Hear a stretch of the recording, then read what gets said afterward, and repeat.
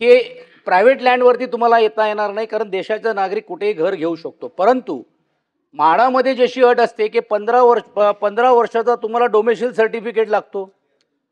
अनिलजींनी सांगितल्याप्रमाणे जेवढे रिडेव्हलपमेंट होतात किंवा ज्या ज्या स्कीम्समध्ये शासनाकडनं त्यांना बेनिफिट मिळतो, मग SRA साठी असेल, रिडेव्हलपमेंट 33(5) प्रमाणे असेल, म्हाडाची असेल, म्हणजे आपल्या फायद्यामुळे त्याला ह्या योजनेला गती मिळते. तर जर तुम्ही म्हाडा जर 15 वर्षाची डोमेसिल सर्टिफिकेट जर पकडू शकते, तर आपण त्यात काय करू शकत नाही. तुम्हाला स्कोप आहे त्यामध्ये लक्ष घालण्यासाठी. सभापती महोदयाने तर का होतोय बघितलं आपण, तो दुबेसारखा एक खासदार, त्याचं घर फ्लॅट इकडे खारलाय जुलेलालमध्ये, तो राहायला नाही आणि भाड्यावर दिलेले आहेत. म्हणजे मराठी माणसाला मुळामध्ये घरं नाही आणि बाहेरची लोक येतात, ते राहायला आले तरी काय हरकत नाही, पण इकडे भाड्यावर देऊन इन्व्हेस्टमेंट करतायत.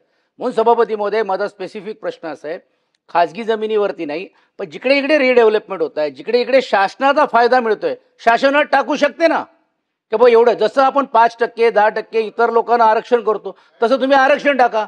माननीय भुजबळ साहेब इकडे आहेत, माझगाव पंकजी इकडे आहेत. माझगावमध्ये एक काळमध्ये मराठी माणसाचा होता. आता जेवढे नवीन विकासक आले, ते पहिलं काय करतात, जैन मंदिर बांधतात.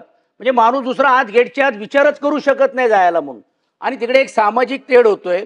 म्हणून सभापती महोदय, माझा स्पेसिफिक प्रश्न असा आहे की अशा धोरणामध्ये तुम्ही बदल आणणार आहात का?